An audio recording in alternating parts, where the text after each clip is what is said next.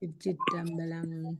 குருவர்களையும் திருவர்களையும் வந்தித்துக் கொண்டு எங்களுடைய மூத்த சைவ புலவர்களுடைய ஆசிகளையும் வேண்டிக் கொண்டு இந்த நிகழ்விலே இணைந்திருக்கின்ற சைவ புலவர்கள், பெரியோர்கள், சைவ ஆர்வலர்கள் மற்றும் இன்று விரிவுரையாற்ற இருக்கின்ற சைவ புலவர் லீலாவதி அருளையா மற்றும் சைவ புலவர் இந்திராணி பொன்னுத்துறை அம்மையார், மேலும் எங்களுக்கு தொழில்நுட்ப உதவிகளை வழங்கிக் கொண்டிருக்கின்ற கமலா ரவீந்திரன் அம்மையார், மனோ அம்மையார் மற்றும் பரீட்சார்த்திகள் அனைவருக்கும் என்னுடைய வணக்கங்களை தெரிவித்துக் கொள்கின்றேன்.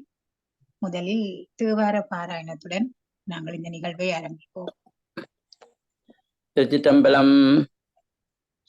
நீள நினைந்தடியே உம்மை நித்தலும் கைதொழுவேன், பாலன கைமடவாழவள் பாடிபன ஆமே. கோளிலியம் பெருமான் குன்றை உச்சிலே நெல்லு பெற்றேன், ஆளிலையம் பெருமானதை அட்டித்தரப்ப நீயேன். என்றும் இன்பம் பெருகும் இயல்பினால் ஒன்று காதலித்து உள்ளமோ அங்கிட மன்றுளாரடியார் அவர் வான்புகள் நின்றது எங்கும் நிலவிய உலகு. அரகர் நமோ பார்வதிபதே, அரகர மகாதேவா, அரகர நமோ பார்வதிபதே, அரகர மகாதேவா, அரகர நமோ பார்வதிபதே. தென்னாடுடைய சிவனே போற்றி, எந்நாட்டவர்க்கும் இறைவா போற்றி, இன்பமே சூழ்க எல்லோரும் வாழ்க. திருச்சிற்றம்பலம். நன்றி நன்றி ஐயா. தேவார பாராயணத்தை செய்த பெரியவருக்கு நன்றிகளை தெரிவித்துக் கொள்கிறேன். இன்று முதலாவது விரிவுரையாக திருக்குறளினுடைய தொடர்ச்சி விரிவுரையை சைவ புலவர் லீலாவதி அருளையா அம்மையார் அவர்கள் வழங்க இருக்கின்றார்கள். அவரை விரிவுரையாற்ற வருமாறு அன்போடு அழைக்கின்றேன். வணக்கம் மிஸ். வணக்கம், நன்றி. அனைவருக்கும் வணக்கம். நான் இந்த விரிவுரையை தொடங்க முன்னம் சில கருத்துரைகளை கூறுவதற்கு விரும்புகின்றேன். எங்களுடைய அந்த தேவாரங்கள் திருவாசகங்களை பற்றி இப்பொழுது கதைத்து கொண்டிருந்தோம். உண்மையிலேயே தேவார திருவாசகங்கள் இந்த திருமுறைகள் நாங்கள் பாடும் பொழுது ஒரு எழுத்தை கூட்டி வாசிக்கவோ அல்லது ஓர் எழுத்தை குறைத்து வாசிக்கவோ எங்களுக்கு எந்த விதமான அதிகாரமும் இல்லை.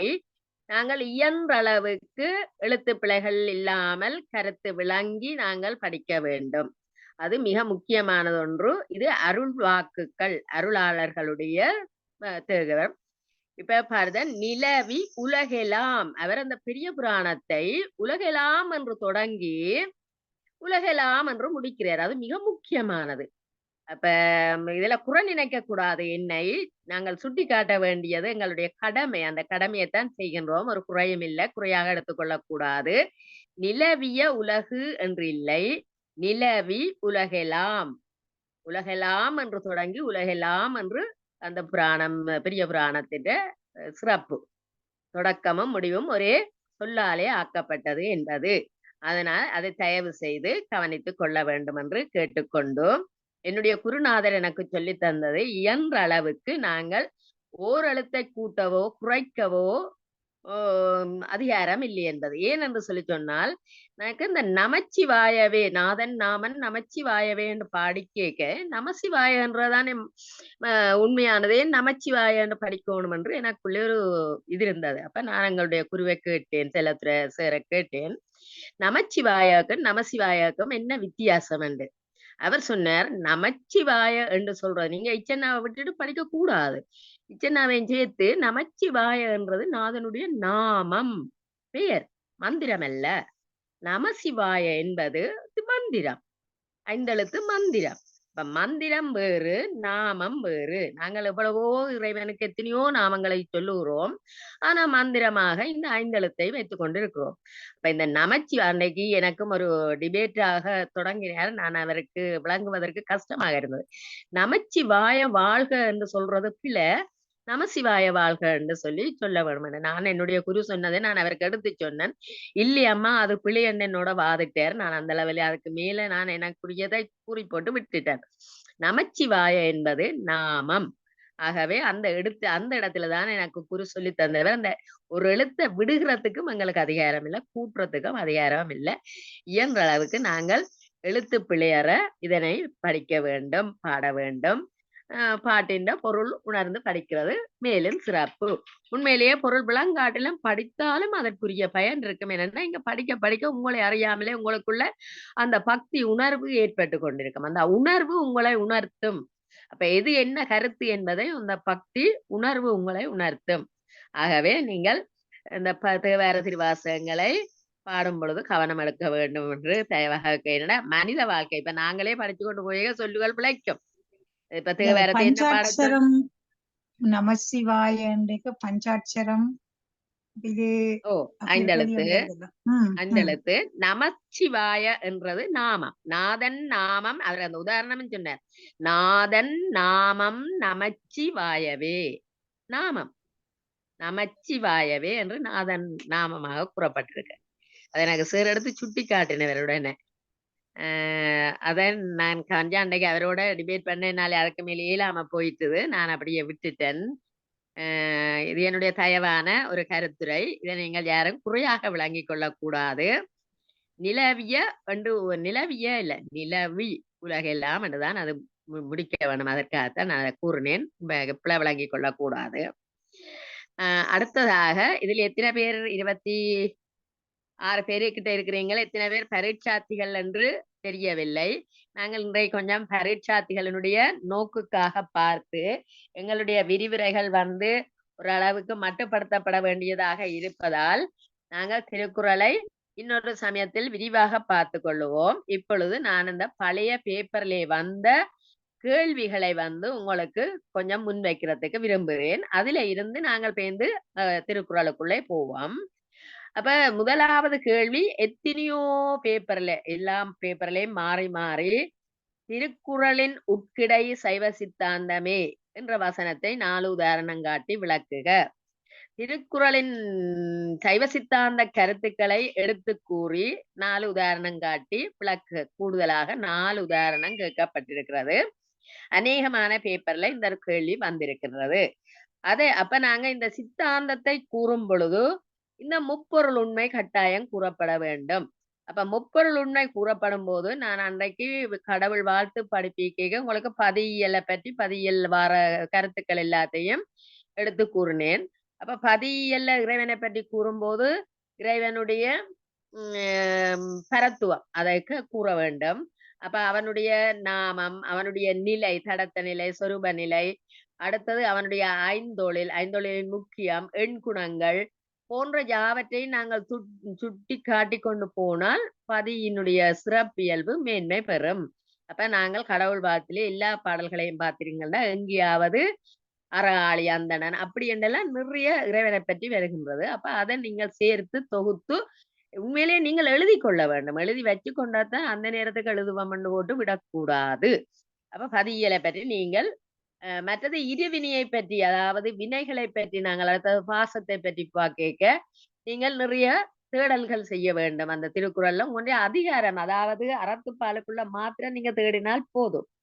அப்ப அந்த இதுக்குள்ளே தேடினீங்களா இருள் சேர் இருவினையில் சேரா இறைவன் அதை பற்றி நீங்கள் கண்ம கொள்கைகளை பற்றி நீங்கள் எழுதி கொண்டு போகலாம். மற்றது ஆணவத்துக்கு உங்களுக்கு நிறைய வருகிறது. ஆணவத்தை நீங்கள் தொட்டு கொள்ளலாம். இந்த வெகுளாமை என்ற அதிகாரத்துல எல்லாம் எடுத்தீங்கன்னா ஆணவத்தின் காரணமா தான் சினம் வருகுது. அப்ப அந்த சினம் என்ற அதிகாரத்தில் எடுத்துக்கொள்ளலாம். அந்த மாதிரி நீங்கள் ஆணவத்தை பற்றி எடுத்துக்கொள்ளணும். மற்றது உயிரை பற்றி எங்கேயாவது வருகுதான்னு கேட்டால், ஆன்மாவை பற்றி எங்க வருகுதான்னு கேட்டால், இந்த அளவு அறக்கருத்துக்கள் யாவும் அவருடைய ஒவ்வொன்றும் அறக்கருத்துக்கள் எல்லாம் உயிருக்கே கொடுக்கப்படுகிறது, ஆன்மாவுக்கே தான் கொடுக்கப்படுகிறது. அறக்கருத்துக்களும் சித்தாந்த கருத்துக்களேன் அறம், பொருள், இன்பம், வீடு. அப்ப இந்த நிலையில அது புருடார்த்தம் சித்தாந்தத்தினுடைய ஒரு கூறு. ஆகவே அந்த புருடார்த்தத்திலே வருகின்ற அறக்கருத்துக்கள் யாவும் சித்தாந்த கருத்துக்கள். அப்ப நீங்கள் உண்மையிலேயே நிறைய இருக்குது, என்ன உங்களுக்கு விருந்தோம்பலை பற்றி இருக்குது, இன்சொல் பேசுற பற்றி இருக்கு, ஒவ்வொருக்கும் இது இருக்கு உங்களுக்கு. அந்த நிறைய அந்த அதிகாரங்களை நீங்கள் எடுத்து கூறலாம். அடுத்தது நேரடியாக ஆன்மாவை பற்றி வர்ற குறள்களை நீங்கள் தேடிக்கொள்ள வேண்டும். ஒழுக்கம் விழுப்பம் தருதலால் ஒழுக்கம் உயிரினும் ஓம்பப்படும். அப்ப உயிரினும் அங்க உயிரண்டது சுட்டு காட்டப்படுகிறது. அப்ப அந்த இதுகளை எடுத்து நீங்கள் விரிவாக விளக்க 4 உதாரணம் தானே கேட்கினோம். அப்ப 4 நீங்கள் சுட்டி காட்டி கொண்டு போனீங்கள் என்றால் அந்த சித்தாந்த கருத்துக்கள் உங்களுக்கு நிறைவடையும். அப்ப ஒரு பெரிய கேள்வியை நீங்கள் விட கூறக்கூடியதாக 16 புள்ளிகளுக்கு விட கூறக்கூடியதாக இருக்கும். அநேகமா சித்தாந்தம் ஏதோ ஒரு விதத்திலே உங்களுக்கு கேள்வியாக வரப்படும். அடுத்தது ஒரே ஒரு பேப்பர்ல வந்திருக்கு, ஊழை பற்றி அந்த ஊழ் என்கின்ற அதிகாரத்தில இருந்து கூறப்படுகின்ற சைவ சித்தாந்த கருத்துக்களை எடுத்து கூறுக, ஒரு கேள்வி வந்திருக்கு. அடுத்ததாக இன்னொரு பெரிய கேள்வி வந்திருக்குது, வீட்டு நெறியை ஏன் குறிப்பாக கூறினார்? இவர் என்ன சொல்றார்? அறம் கூறுறார், இன்பம் கூறுறார், பொருள் கூறுறார். ஆனால் வீட்டை பற்றி எதுவும் கூறவில்லை. அப்ப வீட்டை பற்றி இவர் கதைக்கலையா என்று சொன்னால் கதைத்திருக்கிறார். அப்ப ஏன் அதை குறிப்பாக காட்டுகிறார் என்றது கேள்வி. ஏனென்றால் உங்களுக்கு அவர் கேட்கிற கேள்விகளை பார்த்தால் சிலது கட்டளை போடுற மாதிரி இருக்கும், சிலது நீங்களா ஊகித்து அறிய வேண்டியதா. இப்ப கற்றதனாலாய பயனென் கொல் என்று சொல்லி நிப்பாட்டுறார். அடுத்து என்ன சொல்றார்? நேரடியாக இதுக்கு விட சொல்லுறாரா? இல்லை, வாளறிவன் நற்றார் தொழார் எனின். இப்ப தொழாதவர்கள் பயன் என்ன அப்படின்னு பாருங்க. அப்ப தொழ வேண்டும் என்று நாங்கள் அதை கண்டுபிடிக்கிறோம், உணர்றோம். அப்ப தொழ வேண்டும் என்பதை அவர் வற்புறுத்துகின்ற அந்த தன்மை. அதன் மாதிரி தான் இந்த 3ஐயும் நாங்கள் நிறைவாக நிறைவேற்றினால் வீடு என்ன செய்யும்? தானாக இயல்பாக வரும். எங்களுக்கு வீடு பேறு இயல்பாக வரும் என்பதைத்தான் அங்கே அவர் குறிப்பாக சுட்டி காட்டுகிறார். அப்ப அதற்கு நீங்கள் 4 திருக்குறளை எழுதி இதன் மூலம் இப்ப பிறவி பெருங்கடல் நீத்துவர் நீத்தார் இறைவன் அடி சேராதார். அப்ப இறைவன் அடி சேர்றதை அங்க குறிப்பிடுகிறார், முத்தி நிலையை பற்றி குறிப்பிடுகிறார்.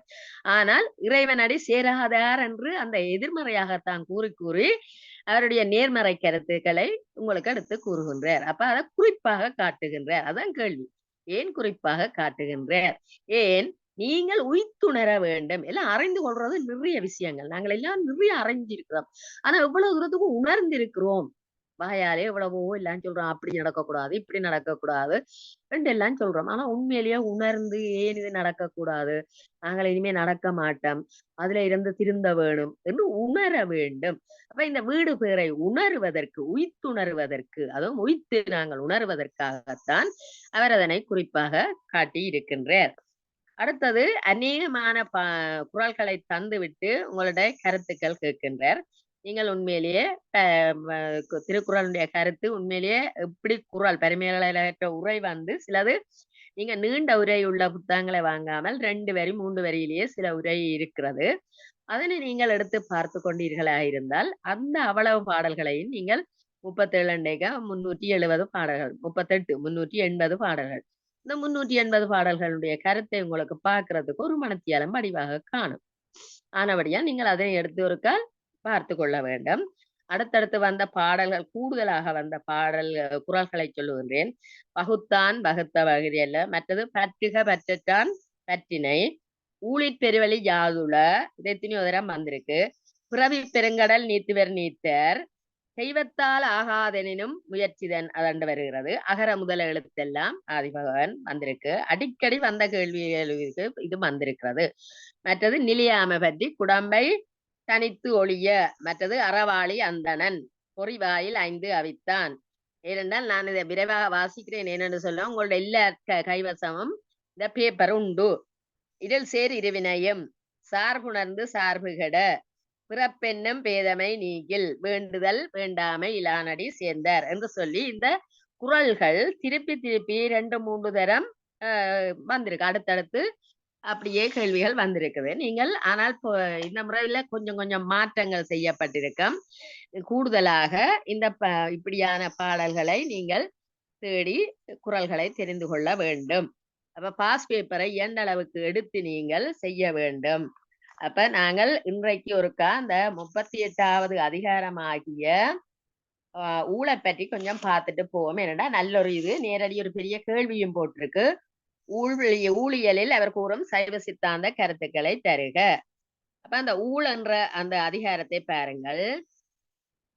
ஆகூழால் தோன்றும் அசைவு இன்மை கைப்பொருள் போகூழால் தோன்றும் மடி. ஆகூழால் அப்ப ஆகூளுக்கு எதிர்ச்சொல்லு என்ன? போகூழ். அப்ப ஓலவெல்ல வருகுது, பேப்பர்ல வருகுது ஆகூழ் போகூழ் எதிர்ச்சொல்லுகள் போட்டுட்டு ஆகூழ். என்ன கருத்தன்னு கேட்டா படிப்பிக்கிற டீச்சருக்கே தெரியுது இல்ல. இந்த சொல்ல தேடி பிடிச்சு இந்த திருக்குறள்ல கண்டேன். ஆகூழால் தோன்றும் அசைவி இன்மை கைப்பொருள் போகூழால் தோன்றும் மடி. போ சக ஊழ், அந்த ஊழ்வினை ஆகும் சக ஊழ் ஆகும் ஆகூழால். அப்ப உண்மையிலேயே உண்மையான மெய்யான ஆக்கங்கள் ஆக்க வினைகள் எங்களுக்கு பொருள்கள் எல்லாம் நடக்குவதா இருந்தால் அசைவு இன்மை எங்க மனம் உறுதியாக இருந்து நிறைய முயற்சி செய்யும். அப்ப அந்த முயற்சி அப்ப எங்களுக்கு நல்ல காலம் வரைக்க நல்ல ஊழ்வினையில வந்து எங்களுக்கு பொருள்கள் ஆக்கம் பெற வேண்டுமாக இருந்தால் எங்களுடைய முயற்சி கூடுதலாக இருக்கும். இப்ப உதாரணமா நீங்க பரீட்சை படிக்கிறீங்க, பரீட்சைக்கு நிறைய முயற்சி எடுத்து தேடல்கள் செய்து அதற்குரிய விடைகளை கண்டுபிடித்திருந்தீர்களாக இருந்தால் உங்களுடைய முயற்சி ஆகுங்காலம் ஆகுங்காலம் ஆகுலன்றது ஆகுங்காலம் ஆக வேண்டிய நல்ல ஆக்கவினை உள்ள நேரம். கைப்பொருள் போகூழால் தோன்றும் மடி. மடி என்றது சோம்பல் வறுமையையும் குறிக்கும். இங்கே மடி என்றது சோம்பலை குறிக்கிறது. இப்ப எங்களுக்கு பொருள் எல்லாம் போக வேண்டுமாக இருந்தால் நாங்கள் சோம்பல் பட்டு அப்படியே இருந்தால் எங்கள பொருட்கள் எல்லாம் கைவிட்டு போய்விடுமே. சோம்பலாலே எந்த வருமானம் இல்லை என்று சொல்லி சொன்னா இருக்கிற கைப்பொருளையும் நாங்கள் உண்டு உண்டு அதனை இழந்து போய் நிற்போம். அப்ப அந்த நிலையில அது எங்களுக்கு போகின்ற காலம். அப்ப அதன்னு சொல்லிப்படும் நாங்க முயற்சி இல்லாமல் இருக்கக்கூடாது. என்னன்னா இந்த ஊழன்று சொல்லிப்படும் முயற்சி இல்லாமல் இருக்கிறத பற்றியும் அவர் அங்கால சொல்லுகின்றார். அடுத்தது பேதை படுக்கும் இளவு ஊழ் அறிவு அகற்றும் ஆகலூள் உற்ற கடை. இப்ப நீங்க வினைக்கொள்கை எழுதிக்க கண்மத்தை பற்றி எழுதிக்க இந்த இதையும் நீங்க அங்க சித்தாந்த கருத்துக்களை சேர்த்து கொள்ளலாம். பேதை படுக்கும் இளவு ஊழ் எங்களை முட்டாளாக்கம் மறக்க வைக்கும் அந்த மாதிரியான தீவினைய ஊழ் எங்களுக்கு கெட்ட ஊழ் இளவு ஊழன்னு சொல்லி சொன்னா தீவினையான ஊழ் வந்து எங்களை பேதப்படுத்தும் எங்களை மயக்கும். அப்ப என்ன நடக்கும்? அந்த நேரத்திலே எங்களுக்கு இழப்பதற்கு கைப்பொருள் இழப்பதற்குரிய நேரமாக இருக்கும். அறிவு அகற்றும் ஆதலூள் உற்ற கடை. அப்ப அங்க அந்த ஆகூழ்ன்றது இங்க ஆதலூள் என்று வருகிறது. நல்ல ஊழ். அப்ப நல்ல ஊழ் வரும் பொழுது அறிவு அகற்றும். என்ன இது அறிவு அகற்றும் சொல்றாரு? எல்லாரும் யோசிச்சு பாருங்க. நல்ல காலம் வந்தா அறிவு அகற்றுமா? இங்கதான் அந்த சொல்லின்ற தன்மையை பார்க்கணும். இதுல அகற்றும்ன்றது அகல்விக்கும் அகட்டும் பெருப்பிக்கும் விரிவுபடுத்தும் என்ற பல கருத்துல வருது. அகற்றும்ண்டா நாங்க சொல்றது இந்த பொருளை அங்காலே அகற்று என்று சொல்லுவோம். அப்ப அங்கால தள்ளி விடாண்டு அப்படி அல்ல. இங்க இவர் கையாள்றது வந்து அகழ்விக்கும், அதாவது பெருப்பிக்கும் அகட்டும். இந்த தமிழ் கதைக்கிற தமிழ்ல சொன்னா அகட்டும் என்றா பெருப்பிக்கும். அப்ப பேதைப்படுக்கும் இளவு ஊழ் வந்து இழக்கிற காலம் வந்தால் எங்களை மயக்கும், நல்ல கால் வந்தால் எங்களுடைய அறிவை பெருக்கும். அடுத்து நுண்ணிய நூல்பல கற்பினும் மற்றும் தன் உண்மை அறவே மிகும். நாங்கள் எவ்வளவு நுண்ணிய நூல்கள் எல்லாத்தையும் நிறைய படித்திருப்பினும் மற்றும் தன் உண்மை அறிவே மிகும். அது என்ன உண்மை அறிவு?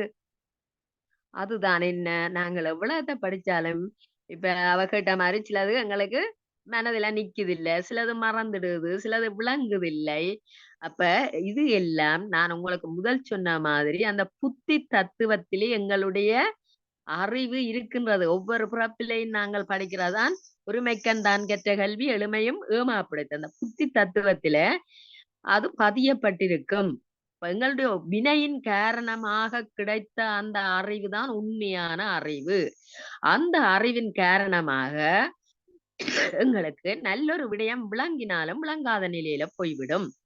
அப்ப எங்களுக்கு உண்மையா அங்க அந்த போன சென்னத்து தவம், அந்த தவங்களும் நாங்கள் இந்த நுண்ணிய நூல்களை படிக்கிறதுக்கு பெருமுதவி செய்யும்.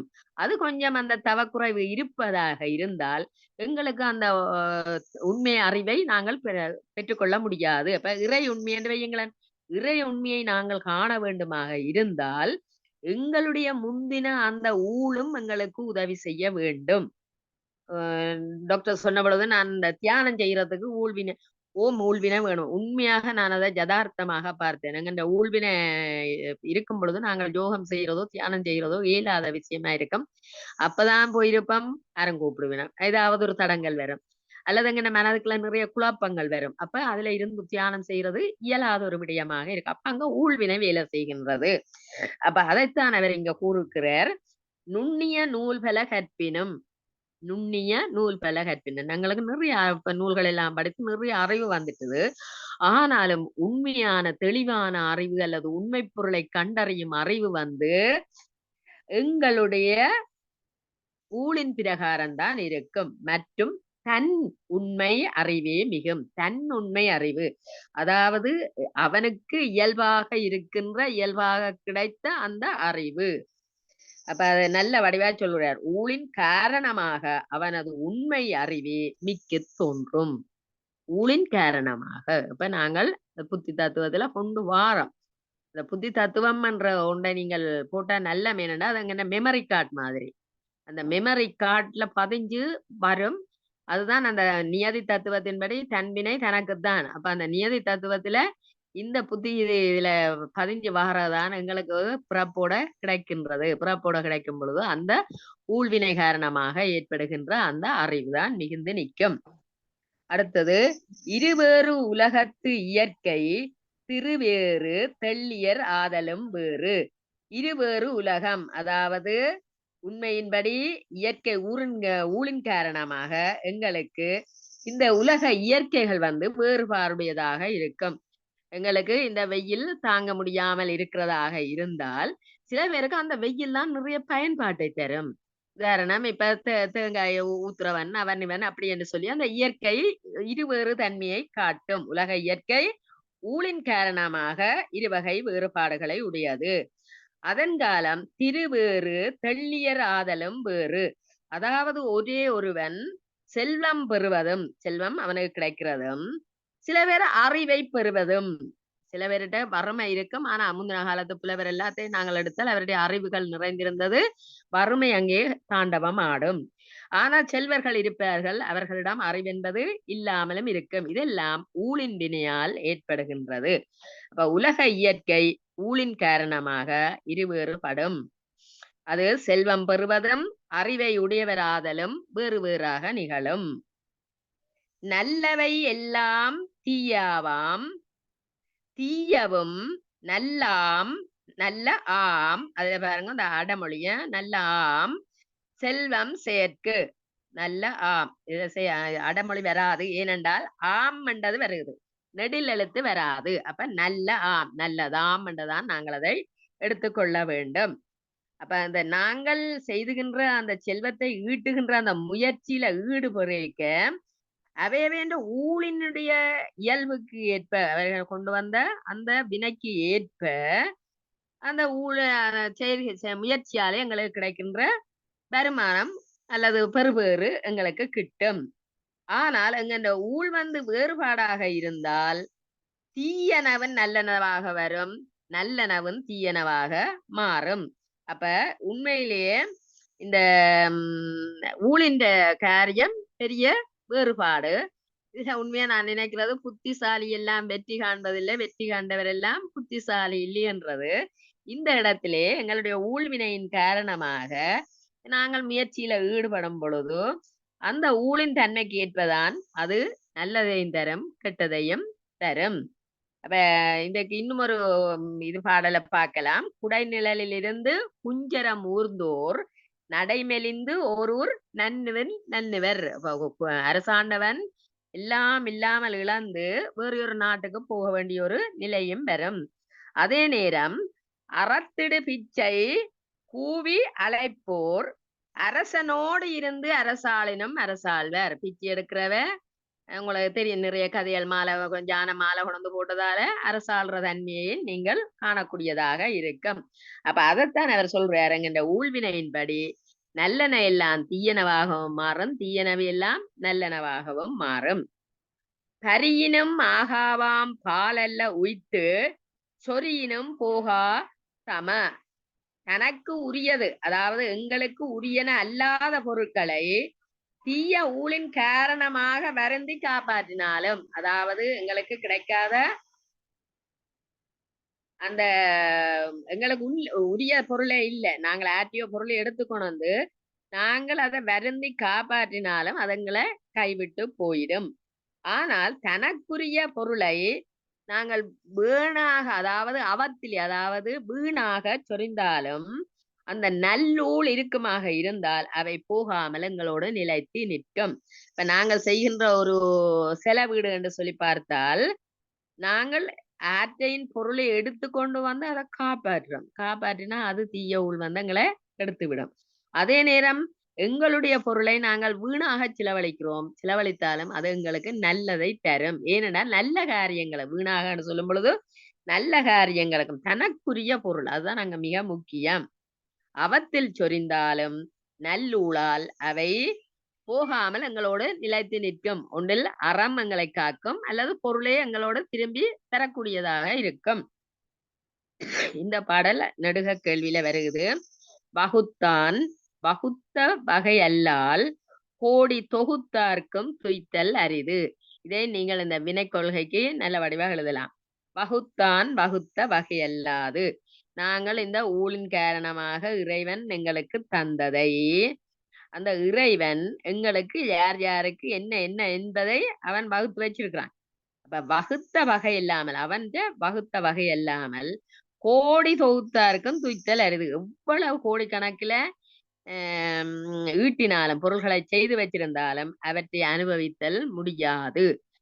பானையோட சோறு இருந்தாலும் அதை உண்ணுவதற்கு எங்களுக்கு அந்த பொசிப்பு தேவை, அந்த ஊய்வினை தேவை. என்ற பானையோட சோறு இருக்கும், ஆனா எங்களுக்கு சாப்பிட முடியாமல் இருக்கும். அந்த நிலையில நாங்கள் உய்க்கிறதுக்காக இருந்தால் கோடிய பெற்றிருந்தாலும் அதை அனுபவிக்கிறதுக்குரிய பெருபேறு எங்களுடைய ஊழ்வினையால்தான் வரும். துறப்பார் மண் துப்புரவு இல்லார் உறற்பால ஊட்டா கழியும் எனின். துறப்பார் என்று சொல்றது எல்லா பற்றுக்களையும் துறந்தவர். அப்ப துறவிகள். துப்புரவு இல்லார், அதாவது வறுமை இல்லார். துப்புரவு என்றது இங்கே வறுமை இல்லாதவர்களாக இருப்பார். ஏன்? அவர்களுக்கு பொருள் இருந்தாலும் சரி, பொருள் இல்லாட்டிலும் சரி. அப்ப வறுமை என்ற சொல்லு துறந்தவர்களுக்கு வருமோ? இல்லை. அப்ப அவர்களுக்கு அது வராது. உறற்பால எங்களுக்கு வருகின்ற துன்பம் எல்லாம் ஊட்டா கழியும் எனில், ஊட்டா கழியும் என்ற எங்களுக்கு வராது, கழியும் எனின் அதாவது விலகுமாக இருந்தால். அப்ப துறந்தவர்கள் எப்படி துறப்பார்கள்? அவர்களுக்கு உண்மையிலேயே நல்ல ஒரு ஊழ்வினை இருந்தா தான் துறப்பார்கள். அவர்களுக்கு வறுமை எக்காலத்திலையும் வராது.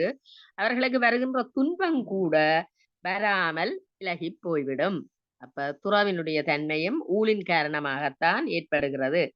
தமதுக்கு ஊழினால் வரக்கடவனாகிய துன்பங்கள் வாராது நீங்கி செல்லுமாயினும் வறியவரும் துறவியாவர், அதாவது வறியவர்களும் துறவியாகி விடுவார்கள். தங்களுக்கு கிடைக்க வேண்டிய எல்லாம் இந்த இதை சொல்றது ஒரு பிரஸ்டேஷன் என்ற ஒரு நிலையில கூட நாங்கள் சொல்லலாம். ஆனால் துறப்பார்களுக்கு வறுமை வராது. ஏனென்றால் அவர்கள் துறந்து விட்டார்கள். அவர்களுக்கு செல்வமும் ஒன்றுதான், இல்லாமையும் ஒன்றுதான். நன்று ஆங்கால் நல்ல காண்பவர் அன்று ஆங்கால் அல்லற்படுவது எவன். இப்ப நல்ல ஊழிலால நல்லதை நிகழ்றதுக்கு காணுகின்ற ஒருவன் நல்ல ஆங்கால் நல்ல காண்பவர், அதாவது எல்லாருமே நல்ல வினை செய்து நல்ல நிகழ்வுகளை கண்டு கொண்டிருக்கிறவன் அன்று ஆங்கால் அல்லற்படுவது எவன். அந்த உண்மையிலேயே அந்த தீய ஊழ் இருக்குமாக இருந்தால் அந்த துன்பம் உண்டாகையில் துன்பப்படுவது ஏன்? அப்ப அவன் அப்படி துன்பப்பட வேண்டிய தேவை இல்லை. ஏனென்றா அவனுக்கு நல்ல ஊழ், அவன் தந்த எந்த துன்பம் வந்தாலும் தாங்கிக் கொள்ள வேண்டிய ஒரு இன்பத்தை காண வேண்டிய ஒரு நல்லனவாகவே காண வேண்டும். நல்லனவாகவே எல்லாவற்றையும் காண வேண்டும். எனக்கு வருகிற இன்பமும் நல்லதுதான், துன்பமும் நல்லதுதான். இதுக்கெல்லாம் நிறைய கதைகள் இருக்குது. நாங்கள் அதோட போன நேரம் போயிடும். அடுத்த பாடல், ஊழிற் பெருவெளி யாவுள மற்ற ஒன்று சூழினும் தான் முந்துரும். அப்ப ஊழிற் பெருவெளி யாவுள, அந்த ஊழ விட உண்மையிலேயே பெரிய சிறப்பான வலிமை பொருந்திய பொருள் என்ன? மற்ற ஒன்று சூழினும் தான் வந்துரும். இப்ப எங்களுக்கு ஏதாவது ஒன்று அந்த ஊழ்வினியை நாங்கள் நீக்குவதற்கு அங்கே ஆராயும் பொழுது அந்த ஊழுந்தான் வந்து முன்னி நிற்கும். என்னுடைய வினியை நான் கழிக்க வேண்டும் என்று சொல்லி வழிபாடு செய்கிறேன், தியானம் செய்கிறேன். ஆனா என்னுடைய தீய ஊழ் வந்து வழிபாடு செய்ய விடாம இருக்கும், கோயிலுக்கு போக விடாம இருக்கும், கும்பிட விடாம இருக்கும், மனக்குழப்பங்களை தரும். அப்ப இந்த ஊழிற் பெருவெளி, அப்ப நாங்கள் செய்த ஊழ் வந்து அனுபவிக்க வந்த நாங்கள் அந்த அனுபவிப்புக்குள்ள நாங்கள் முயற்சியாலே, அதாவது தெய்வத்தால் ஆகாதெனும் முயற்சி தன்மை வருந்த கூலி தரும். அப்ப நாங்க அங்க முயற்சியால இந்த தீய ஊழை நாங்கள் இல்லாமல் போறதுக்காக மற்ற ஒன்று அதை ஆராய்ந்து நீக்குவதற்கு போகும்போது சூழினன் தான் முந்துரும். அது வந்து எங்களை சூழ்ந்து அதனை முன் நிற்க விடாமல் தடுக்கும். அப்ப இந்த ஊழியை தடுப்பதற்கு யார்கிட்ட உதவி தேவை? இறைவனுடைய பற்றுக பற்றற்றான் பற்றினை. அப்ப அது ஒன்று. அடுத்தது இன்னும் ஒன்று, நாங்கள் இந்த சிவஞானம் பெறுதல் என்கின்ற மெய்யுணர்தல் என்ற ஒரு தத்துவ ஞானத்தை பெறுகின்ற ஒரு அதிகாரம் 36வது, தத்துவ ஞானம், மெய்யுணர்தல், சிவஞானம் பெறுதல். பொருள் அல்லவற்றை பொருள் என்று உணரும் மருளான் ஆம் மானா பிறப்பு. இந்த பொருள் இல்லாத விடயங்கள் எல்லாத்தையும் நாங்கள் எல்லா பொய்ப்பொருள்கள், அதாவது மாயையால் சூழப்பட்ட இந்த பொய்ப்பொருட்கள், இதுல இந்த பொருட்கள் பொய்ப்பொருட்கள் என்று சொல்லும் பொழுது நீங்கள் இதெல்லாம் மாயையை கொண்டு வந்து சேர்க்கலாம். மாயை. அப்ப இந்த மாயையாலான இந்த பொய்ப்பொருட்களை எல்லாம் நாங்கள் மெய்ப்பொருளாக கருதுகின்றோம். பொருள் அல்லவற்றை பொருள் என்று உணரும், இதெல்லாம் நல்ல பொருட்கள், மெய்ப்பொருட்கள் என்று நாங்கள் எண்ணுகிறோம். மருளானாம் மானா பிறப்பு, இதெல்லாம் அறியாமையில மருளாலே இது ஏற்கின்ற இந்த மானா பிறப்பு. மாட்சிமை உள்ள பிறப்புன்னா சிறந்த பிறப்பு. மானா பிறப்பு அன்னைக்கு அது இழிவான பிறப்பு. இப்ப எங்களுடைய இந்த இழிவான பிறப்பு, இந்த பிறப்பு வந்து மாயைக்குள்ளே நாங்கள் மயங்கி நின்று கொண்டு பொருள் அல்லாதவற்றை பொருள் என்று உணர்கின்றோம். அப்ப பொருள் மாயை பொருட்களை எல்லாம் நாங்கள் மெய்ப்பொருளாக காணுகின்ற ஒரு தன்மை இது. மாயையை நீங்கள் சுட்டி காட்டுவதற்கு நீங்கள் பயன்படுத்தலாம். இருள் நீங்கி இன்பம் பயக்கும் மருள் நீங்கி மாசு அறு காட்சி அவர்க்கு. அப்ப உண்மையிலேயே அந்த மாசு அறு காட்சி அவர்க்கு என்ன? இந்த மருள் எல்லாம் நீங்கி, அவர்களுக்கு இந்த மருட்சி எல்லாம் நீக்கி, இந்த உலகியல் மயக்கங்கள் எல்லாம் நீக்கி பற்று அறுத்து தெளிவு பெற்றவர்கள் மாசு அறு காட்சி அவர்களுக்கு உண்மையிலேயே மெய்யுணர்வு கெட்டும். அவர்க்கு மாசறு காட்சி அவருக்கு, இந்த குற்றமில்லாத மெய்ப்பொருளினுடைய காட்சி அவருக்கு கிடைக்கும். அதாவது இன்பம் கிட்டி பேரின்பம் கிடைக்கும். அப்ப அது யாருக்கு? இருள் நீக்கி இன்பம் பெயக்கும், அதாவது அறியாமை என்கின்ற ஆணவ மலத்தை நீக்கி இன்பம் பயக்கும். அப்ப நாங்கள் தெளிய வேண்டும். மருள் நீக்கி, அதாவது தெளிவு அடைய வேண்டும். தெளிவு அடைந்தால் இந்த ஆணவ மலத்தால் ஏற்படுகின்ற அறியாமை என்கின்றது நீங்கி இன்பம் பயக்கும், வீடு வேறு கிடைக்கும். ஐயத்தின் நீங்க இதுல நீங்க இறைவன் நிலையில முத்திய தருகின்ற ஒரு நிலையை நீங்கள் காட்டலாம. அது அங்க பிரவிக்கடல் நீத்துவர் நீத்தார் நினைக்க, பிரவிக்கடல் நீத்துறதும் முத்திக்குரிய ஒரு செயற்பாடு. இன்னொரு பிறவி எடுக்காமதான் முத்தி, இன்னொரு பிறவி எடுக்காமதான் முத்தி. அப்ப அந்த முத்தியை நீங்கள் சுட்டி காட்டலாம் சிவனுடைய பரத்துவத்துல. ஐயத்தின் நீங்கி தெளிந்தார்க்கு வையத்தின் பானம் நனியது உடைத்து. இந்த ஐயத்தின் நீங்கி தெளிந்தார்க்கு, இந்த அறியாமை எல்லாத்தையும் நாங்கள் இப்ப பற்று அறந்து அந்த துன்பத்தில இருந்து நாங்கள் நீங்கி விட்டோம், தெளிந்து விட்டோம். தெளிந்து விட்டால் வையத்தின் வாணன் நனியது உடைத்து. அதாவது எங்களுக்கு இந்த வீட்டு உலகம் எங்களுக்கு கிடைக்கின்றது. அப்ப முத்திக்கு பாருங்க இங்க போடுறது மெய்யுணர்வு. அப்ப என்ன ஐயத்தின் நீங்கி, அதாவது ஐயன் திரிவர நாங்கள் மெய்ப்பொருளை காண வேண்டும். அப்ப மெய்ப்பொருளை நாங்கள் அந்த ஐயன் தீங்கி எல்லாம் சேர்ந்து தெளிந்துட்டோம். தெளிந்தா என்ன கிடைக்கும்? எங்களுக்கு அமுதம் கிடைக்கும், அந்த தெளிவு. அப்ப தெளிய வேண்டும். தெளிந்தால் வையத்தின் வானம் நனியது உடைத்து. எங்களுக்கு இந்த வையத்திலேயே வானம் கிட்டிவிடும். அதாவது வானம் என்கின்றது வீடு பேறு கிட்டிவிடும். ஐயுணர்வு எய்திய கண்ணும் பயம் இன்றியே மெய்யுணர்வு இல்லாதவர்க்கு. உண்மையிலே எங்களுக்கு தெளிந்த உணர்வு இல்லாமல் மெய்யுணர்வு எங்களுக்கு கிடைக்காதவற்றால் ஒரு விதமான பயனும் இல்லையா. ஐயுணர்வு, ஐயுணர்வு என்று சொல்றது 5 சக உணர்வு. பிரித்து பாருங்க, 5 சக உணர்வு. ஐயுணர்வு 5 சக உணர்வு, ஐயுணர்வு. ஐயுணர்வு என்றது இந்த 5 புலன்களாலே நாங்கள் பெறுகின்ற உணர்வு. நல்ல சொல்ல அதை நீங்க குறித்து கொள்ள வேண்டும். ஐயுணர்வு 5 புலன்களாலே ஏற்படுகின்ற உணர்வு. அப்ப இந்த பொறிகளில் கூடாக எங்களுக்கு கிடைக்கின்ற அந்த அறிவு, அதை நாங்கள் அடைந்த போதும் அதனால எந்த விதமான ஒரு பயனும் இல்லை. ஏன்? எங்கள்கிட்ட மெய்யுணர்வு இல்லை. அப்ப ஒன்றும் அறிவென்ற பெயர் நன்ற ரெண்டு பேரும் பொறியின்றி ஒன்றும் புணராத புந்திக்கு அறிவென்ற பெயர் நன்றற. அப்ப பொறியால இருந்து பிழைக்கிறது அறிவு எங்களுக்கு அது மெய்யுணர்வு தராவிட்டால் அந்த பயன பிறவியாலேயே பயன் இல்லை என்றதான் அதனுடைய கருத்து. பொறிகளின் ஊடாக செய்யப்படும் இந்த 5 புலன்களுடைய அறிவை அடைந்த போதிலும், எல்லா அறிவையும் நாங்கள் அடைந்த போதிலும் மெய்யுணர்வு இல்லாவிட்டால் எங்களுக்கு பயன் இல்லை. எப்பொருள் எத்தன்மையத்து ஆயினும் அப்பொருள் மெய்ப்பொருள் காண்பது அறிவு. அப்ப உண்மையான அறிவு என்ன? மெய்ப்பொருளை காண வேணும். மெய்ப்பொருள் என்றால் யார்?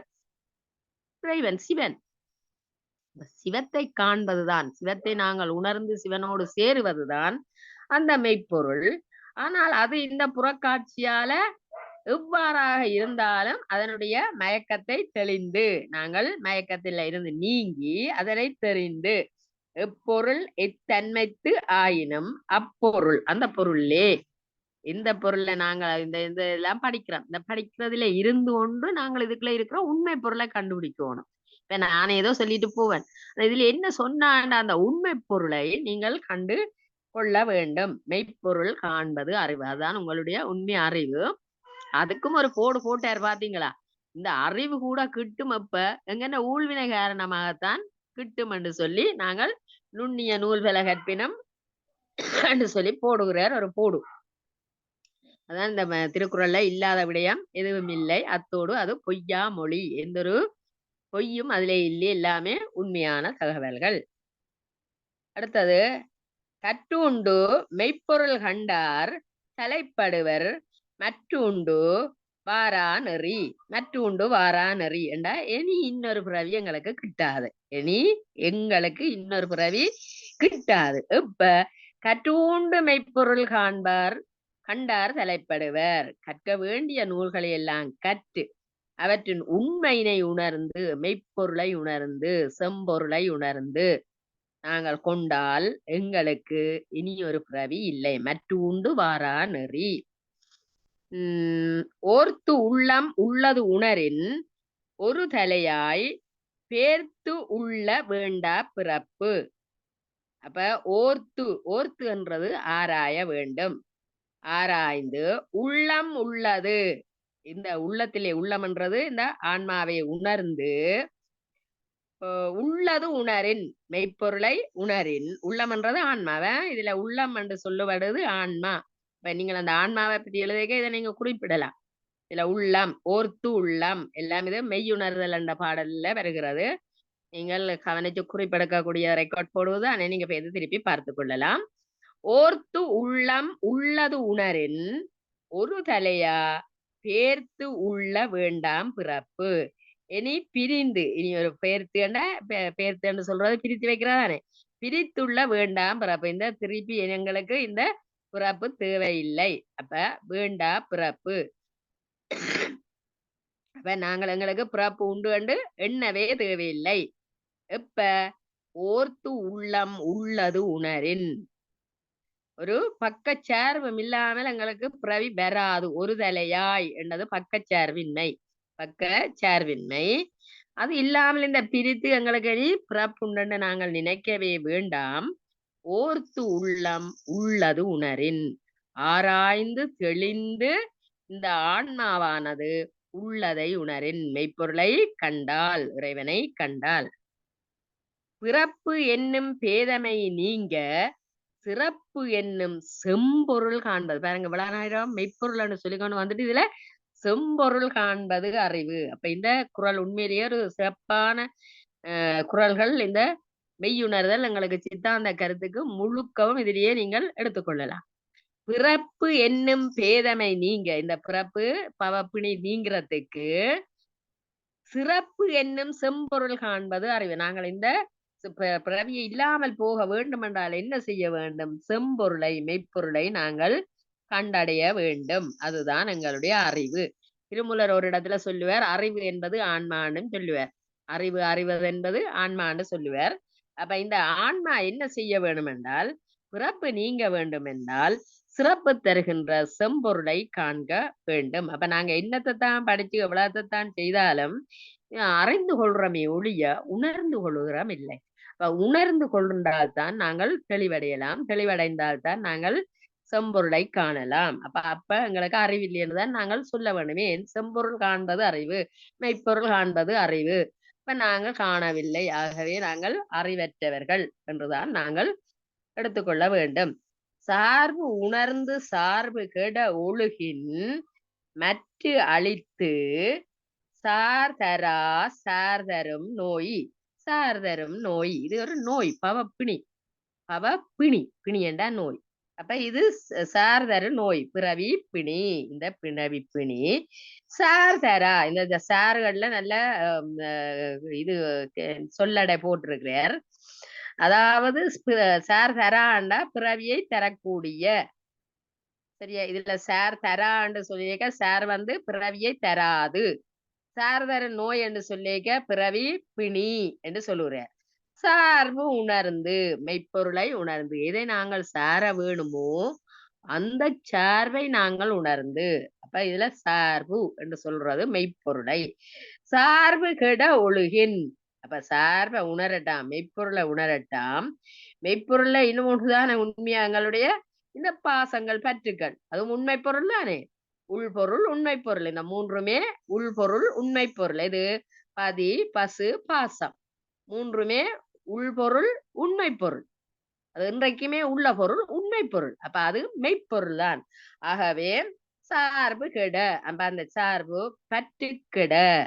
சார்புன்றதுல பற்று கெட. அப்ப ஒரு சார்பு வந்து செம்பொருளை காணட்டா, சார்பு உணர்ந்து மெய்ப்பொருளை உணர்ந்து சார்பு கெட எங்களுடைய பற்றுக்களை கெட்டு ஒழுகினால் மற்ற அழித்து அதெல்லாம் நீக்கி சார்தரா சார்பு இல்லாத, அதாவது பிறவியை நாங்கள் சாராத சார்தர நோய், இந்த பிறவியை தருகின்ற நோய் எங்களை விட்டு போய்விடும். அடுத்தது பாருங்க, காமம் வெகுளி மயக்கம் இவை மூன்றின் நாமங்கெட கெடும் நோய். இப்ப பிறவிப்பிணி நீங்குவதற்கு நாங்கள் என்ன செய்ய வேண்டும் என்று வலை சிம்பிளா சொல்லிட்டேன். ஆசை காமத்தை விட்டுடணும், வெகுளி கோபத்தை விட்டுடணும், மயக்கம் இந்த உலகத்துல இருக்கிற இந்த பற்றுக்களாகிய மயக்கங்களை நாங்கள் விட்டுவிட வேண்டும். இந்த மூன்றினுடைய பேரே இருக்கக்கூடாதான். நாமங்கெட, இந்த மூன்றினுடைய பேரே இருக்காத அளவுக்கு அவைகளை நாங்கள் நீக்கிவிட்டால் எங்களுக்கு கெடும் நோய் பிறவிப்பிணி நீங்கும். நல்ல அருமையான குறள் வசனங்கள், நல்ல சொல்லடக்குகள், இதெல்லாம் நீங்கள்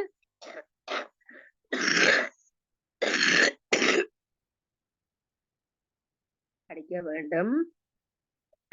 நிதியாமையை பற்றியும் கெளிஞ்சல் வருகின்றது. நில்லாதனவற்றை நிலையின என்று உணரும் புல்லறிவு ஆண்மை கடை. நிலை இல்லாத பொருட்களை நாங்கள் அது நிலையானது என்று உணர்கிற ஒரு கேவலமான அறிவை உடையனவாக நாங்கள் இருக்கின்றோம். கூத்தாட்டு அவைக்குலாத்து அன்றைய பெருஞ்செல்வம் போக்கும் அது விழித்து அற்று. ஒரு படம் நடக்குது இல்ல ஒரு கூத்தாட்டு நடக்குதுன்னு சொல்லி சொன்னா ஜனம் எல்லாம் நிறைய வந்திருக்கும். அந்த கூத்தாட்டு முடிஞ்ச உடனே ஒருத்தரையும் காண கிடையாது. அதுபோல இந்த உலகத்திலே நாங்கள் வந்து செல்வமும் செல்வத்தால் ஏற்படுகிற புகழும் அதனால ஏற்படுகிற சனத்தின் கூட்டமும் எங்கென்ற செல்வம் அழிந்து விட்டால் அதுவும் இல்லாமல் போய்விடும். நிலையாமையை பற்றி இவர் ஒரு திருமந்திரத்துல 4 அதிகாரம் கூறப்படுகிறது. இங்க இவர் ஒரு அதிகாரத்துக்குள்ளேயே எல்லாத்தையும் கொண்டு வர்றார். அப்ப முதலாவது நிலையில்லாத பொருட்களை நீக்கிறது, மற்றது செல்வம் நிலையாமையை கூறுகின்றார். அல்கா இயல்பீட்டு செல்வம் அது பெற்றால் அர்ஹுப ஆங்கே செயல். செல்வம் வந்து அல்கா இயல்பீட்டு அது ஒரு நிலை இல்லாதது. ஆனால் அது பெற்றால் ஆங்குவ ஆங்கே செயல். அதனால செய்யக்கூடிய அறங்களை நாங்கள் செய்துவிட வேண்டும். எங்களுக்கு ஒரு செல்வம் கிடைச்சது என்றால் அதனால நாங்கள் செய்யக்கூடிய அறச்செயல்களை செய்துவிட வேண்டும். இது எங்கண்ட செல்லத்துறை சேருக்கு நிறைய பிடித்த ஒரு பாடல் இந்த குறள். அவர் நெடுக இதை சொல்லுவார். அர்ஹா இயல்பீட்டு செல்வம் அது பெற்றால் அர்ஹுவ ஆங்கே செயல். செல்வம் கிடைத்தவுடனே நாங்கள் அதனாலே அறம் செய்ய விளைய வேண்டும். நாளென ஒன்று போல் காட்டி உயிரீரும் வாழ் அது உணர்வா பெறின். உயிர் ஈரும் வாழ்வு அது. அப்ப உண்மையிலேயே ஒரு வாளாக வந்து ஒவ்வொரு நாளும் எங்களுக்கு என்ன செய்யுது வந்து எங்களை உயிரை கவர்கின்ற ஒரு வாளாக வந்து போகின்றது. அப்ப நாங்கள் அதனை உணர்வதில்லை. ஒவ்வொரு நாளும் பிறக்குது, இன்றைக்கு நல்ல நாள், நேற்று நல்ல நாள், நேற்று அது கிடைச்சது, இன்றைக்கு இது கிடைச்சதுன்னு சொல்லி ஒவ்வொரு நாளும் நாங்கள் நினைக்கிறோம். அது ஒன்று போல் காட்டும். அது ஒரு நிலையான தன்மையை காட்டி கொண்டிருந்தாலும் அது என்ன செய்யுது எங்க உயிரை அதாவது வாளால அறுத்து கொண்டிருக்கின்ற ஒரு வாளாக இருக்கிறது. உயிரை கவருகின்ற ஒரு வாளாக இருக்கிறது. ஒரு நாள் போனா எங்களுடைய வாழ்நாள்ல ஒரு நாள் போகுது. அப்ப 4 நாளண்டு அது எங்களை ஏமாற்றி வருகிறது. நாளென ஒன்று போல் காட்டி. அப்ப உணர்ந்திறம் படைத்தோரால் அதை நாங்கள் பெற்றுக்கொண்டமாக இருந்தால் நாள் என்பது ஒரு வரையறுக்கும் கால எல்லை உடையது. சரியா? அது ஒன்றினை காட்டி உயிரை கவருகின்ற தன்மையாக காணப்படுகிறது. அப்ப நாங்கள் இந்த காலத்தின் நிலையாமையும் இங்க காட்டப்படுகிறது. ஒவ்வொரு நாளையும் நாங்கள் பயனுள்ளதாக செய்ய வேண்டும் என்பதை காட்டப்படுகின்றது. அடுத்தது நாச்செற்று விக்குள் மேல் வாராமுன் நல்வினை மேற்சென்று செய்யப்படும். இந்த நாங்க கேட்க வாய் பேசிடலாம போயிடும், கையெல்லாம் படத்தை உடக்கையா போயிடும், ஒன்றுமே செய்யாது. அந்த நாக்கு போய் கடைசியா தொண்டைக்குள்ள விக்கும். அப்ப அந்த சென்று விக்குள் மேல் அதாவது எங்கள்ட பேச முடியாத ஒரு நிலை ஏற்படுகின்றது. அது இந்த நிலை வர முன்னம் அந்த ஒரு நாங்க எப்படியும் ஒரு நாளைக்கு இறக்குறது உண்மை. அப்ப அந்த வினை இறக்குற அந்த தன்மை வர முன்னம் நல்வினை மேற்சென்று செய்யப்படும். நாங்கள் எழும்பு அதாவது அவர் சொல்றார் வாராமல் நல்வினை மேற்சென்று செய்யப்படும். நீங்க முன்னுக்கு போய் நீங்கள் எழும்பி அதாவது உஷாராக முயற்சியோட நல்ல செயல்களை விரைந்து செய்யுங்கள் மேற்சென்று செய்யப்படும். அது ஒரு கட்டளை மாதிரியே எங்களுக்கு சொல்லுகின்றார். நெருநெல் உளன் ஒருவன் இன்று இல்லை என்னும் பெருமையுடைத்தி உலகு. இது நீங்கள் இந்த இலக்கணத்திலே ஒரு இழிவு சிறப்புக்கு போடலாம். இது இழிவு சிறப்பு. நெருநெல் உளன் நெருநெல் என்றால் நேற்று, நெருநல் என்றால் நேற்று, உளன் ஒருவன் இருந்தான், ஒருத்தன் இருந்தான், இன்று இல்லை அவன் இன்றைக்கு இல்லை, இன்னும் பெருமை உடைத்து இவ்வுலகு இந்த உலகுக்கு நேற்றிருந்தவன் இன்றைக்கு இல்லை என்கின்ற ஒரு பெருமையை இந்த உலகம் கொண்டிருக்கின்றது. அப்ப உயிர் நிலையாமையை பற்றி இங்க கூறப்படுகிறது. ஒரு பொழுதும் வாழ்வது அறியர் கருதுப கோடியும் அல்ல பல. அப்ப என்னன்னு சொல்லி சொன்னால் இந்த உலகத்துல நாங்க இந்த பல பல கோடி கோடி கோடி கோடி கணக்கா கோடி என்னன்னு சொல்லலாது அது அளவிட முடியாத எண்ணங்களை எல்லாம் நாங்கள் எவ்வளவோ போட்டு போட்டு போட்டு போட்டு திட்டமிடுகிறோம். கோடியும் அல்ல பல கருதுவ திட்டமிடுகிறோம். ஆனால் ஒரு பொழுது வாழ்வது அறியார். அடுத்த நாள் நாங்கள் உயிரோடு இருப்போமோ தெரியாது. அப்ப உடம்போடு இந்த உயிர் இசைந்து வாழுகின்ற அந்த தன்மை அந்த நுட்பத்தை அந்த சூக்குமத்தை அறியாத இவ என்ன செய்யணும் எத்தனையோ கருதுவ கோடியும் அல்ல பல கோடியும் இல்லை அதுக்கு மேல எண்ணிலே அடங்காத அளவுக்கு திட்டம் போட்டு கொண்டு இருக்கிறோம். அடுத்தது ஒரு உதாரணம், நல்ல உதாரணம், அதை கவனித்துக் கொள்ளணும். குடம்பை தனித்து ஒளிய, இது கேள்விக்கும் வந்ததாக வாசித்திருக்கிறேன். குடம்பை தனித்து ஒளிய புல்பரத்து அற்றே உடம்பொடு உயிரிடை நட்பு. அந்த உங்கண்ட உயிருக்கும் உடம்புக்கும் உள்ள நட்பு எப்படி என்று சொல்லி சொன்னா, குஞ்சு பொறிக்க என்ன நடக்கும்? குஞ்சு தட்டி கொண்டு வந்து அந்த முட்டையோடு வேறாக குஞ்சு அதுல இருந்து பறந்து விடும். அப்ப முட்டையோடு வீணா போயிடும். அதே மாதிரி இந்த உயிரும் பறந்து விடுதுண்டா, இந்த உடம்பால எந்த பயனும் இல்லை. அப்ப அதான் கண்ணதாசன் சொல்லுவார், மீன் செத்தால் கருவாடு, நீ செத்தால் சுடுவாடு, ஒரு நிமிஷம் கூட வச்சிருக்க மாட்டினான். அப்ப அந்த நிலையில முட்டை உடைந்து வேறாக அந்த புல் பறந்துடும். புல்லன்றது பறவை, குடம்பை என்றது அந்த முட்டை கோது தனித்து ஒளிய, அந்த முட்டை கோது தனித்து நிற்க, இந்த கோது வழியால தனித்து நிற்கும். முட்டை கோது தனித்து நிற்க புல் பறந்து அற்றே, அது புல் பறந்துட்டது, பறவை பறந்து விட்டது. இது மாதிரியான உறவுதான் இந்த உயிருக்கு. அப்ப இதுல உயிர் நிலையாமை. அப்ப நீங்க இதுலயும் அந்த ஆன்மாவுக்கான இடத்தை நீங்கள் எடுத்து இதுல காட்டிக்கொண்டு போகலாம். அடுத்தது வேலி சிம்பிள். உறங்குவது போலும் சாக்காடு, உறங்கி விழிப்பது போலும் பிறப்பு. நாங்கள் இன்னைக்கு அதுதான் சொல்லுவேன், நம்ம விழிய ஒழும்பினால் அது இன்னொரு பிறப்பண்டு. அப்ப எங்க பிறப்பும் இறப்பும் எப்படி நடந்து கொண்டு இருக்குது என்றால், நித்திர கொள்வதும் எழும்புவதுமாக இருக்கின்றது. அப்ப இது வலு சுகமான ஒன்று. அப்ப மரணம் என்றது ஒரு நிலையானது, உறங்குவதை போல ஒத்தது. அப்ப இந்த பிறவி எடுக்கிறது என்றது சாதாரண விடயம். ஏன் நாங்க செய்யற வினைக்கு தக்கபடி அது பிறவி வருது, இறக்குறோம், போறோம், பாரம். அப்ப மரணம் உறங்குவதை போன்றது. பின்ன வெளித்தெழுகிறத போல பிறப்பு வரும், எங்களுக்கு அடுத்து பிறப்பு வந்துடும். புக்குயில் அமைந்து இன்று கொல்லோ உடம்பினுள் துச்சில் இருந்த உயிர்க்கு. அப்ப இந்த துச்சில், அதாவது இந்த உடம்பென்கின்ற அந்த வீட்டுக்குள்ள உயிருக்கு நிலையாக இருப்பதற்கு ஒன்று ஒதுங்கி இருக்கிறதுக்கு ஒரு இடம் இல்லாம தானே போகுது. உடம்புக்குள்ளே ஒதுங்கி இருந்த இந்த விடகாலம் இருந்த இந்த உயிருக்கு ஒரு இடம் இல்லை, இருப்பதற்கு ஒரு வீடு இல்லை. அப்ப எங்க இருக்கு? வீடு இருக்கோ இல்லையோ? வேற இந்த மறைமுகமாக நான் கேள்வியில பாருங்க, நீங்க இதுல வீடு இருக்கா இல்லையா? இப்ப என்ன இதெல்லாம் நீங்கள் அந்த இதுக்கு போடலாம். எதுக்கு? வீட்டு நெறியை ஏன் குறிப்பாக காட்டுகின்றார்? அப்ப வீட்டு நெறியை வரைஞ்ச இதுல குறிப்பாகத்தான் காட்டுகிறார். எப்படி? இந்த உடம்பு ஒதுங்கி இருந்த உயிருக்கு நிலையா இருப்பதற்கு ஒரு வீடு இல்லையா அப்படின்னு கேட்கிறார். இப்ப வீடு இருக்கு. எது வீடு? இறைவனோட சேருதல். அப்ப அத அங்கால நாங்கள் மெய்யுணர்ந்தாருல பார்த்தோம். அப்ப அதையும் இதையும் இணைச்சு நீங்கள் எழுத வைக்க வடிவாக வீட்டை ஏன் நுட்பமாக காட்டுகின்றார், நேராக காட்டாமல் நீங்கள் உணர்ந்து கொள்ளுங்கள் என்று காட்டுகின்றார் என்றது கூட இதனை நீங்கள் சேர்த்துக் கொள்ளலாம். புக்குள் அமைந்து இன்று கொல்லோ உடம்பினில் துச்சில் இருந்த உயிர்க்கு, இந்த உடம்பு கூட்டுக்குள்ள இருந்த உயிருக்கு ஒரு வீடு பேரு இல்லையா என்று சொல்லி கேட்கின்றார். அடுத்தது நீங்க இந்த அறக்கருத்துக்கள், கொல்லாமை, இன்னா செய்யாமை, இதுல நான் உங்களுக்கு அந்த போன பேப்பர்ல ஒன்று கேள்வி வந்திருந்தது போல நீங்கள் பார்த்திருப்பீங்கள். மன அறம். அப்ப அந்த மன அறம் என்று சொல்லும் பொழுது நீங்கள் அந்த மன அறம் மற்றது மனை அறம் என்று ரெண்டு கேள்வி வந்திருந்தது. சுருக்கத்தை கொண்டு வந்திருந்தது, இதுக்கும் வந்திருந்தது. மனை அறம் என்று சொல்லிக்க உங்களுக்கு தெரியும், இல்வாழ்க்கை, விருந்தோம்பல், வாழ்க்கை துணை நலம், புதல்வரை பெறுதல், இதுகளெல்லாம் அறமாக நீங்கள் வடிவாக காட்டலாம். மனை அறம், மனையில இருந்து, அதாவது வீட்டில் இருந்து கொண்டு செய்கின்ற, இல்வாழ்க்கையில் இருந்து கொண்டு செய்கின்ற அறத்துக்கு நீங்கள் அதை காட்டலாம், மனை அறம்.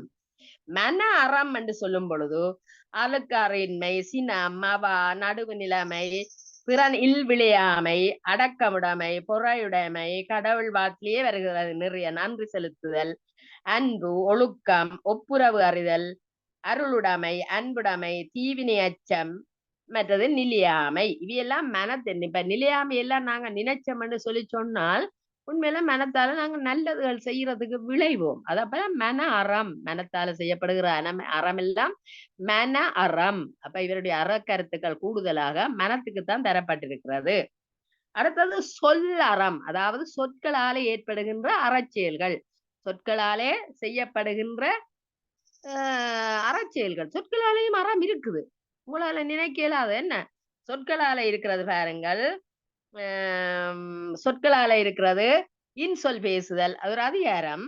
வாய்மை என்ற ஒரு அதிகாரம். அடுத்தது புறங்கூறாமை, அடுத்தவனை பற்றி நாங்கள் கூறுறதே எங்களுக்கு அறக்கேடு.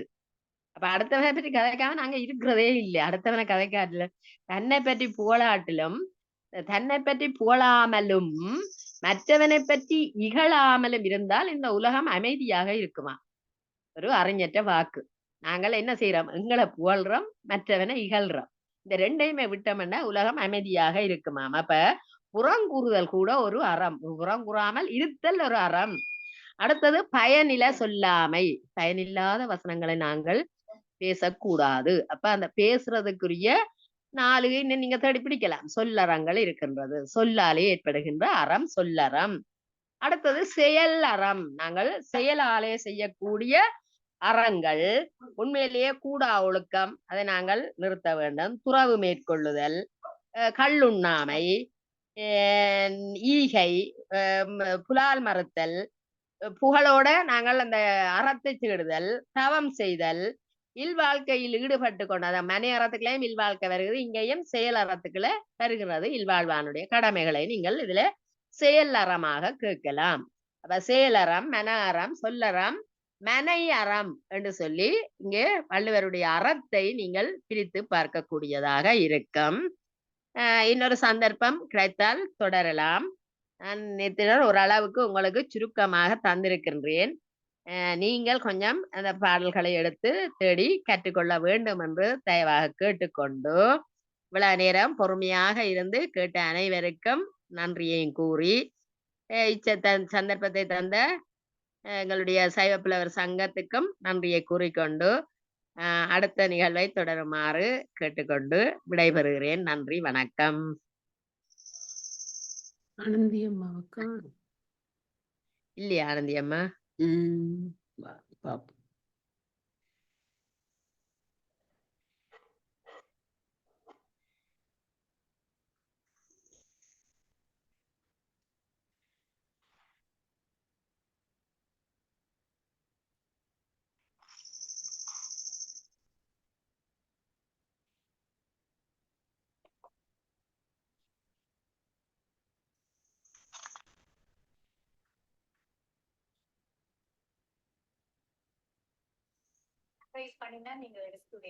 காணல, உங்களை காணலங்க, காணல. வாங்க, லீவ் பண்ணிட்டீங்க.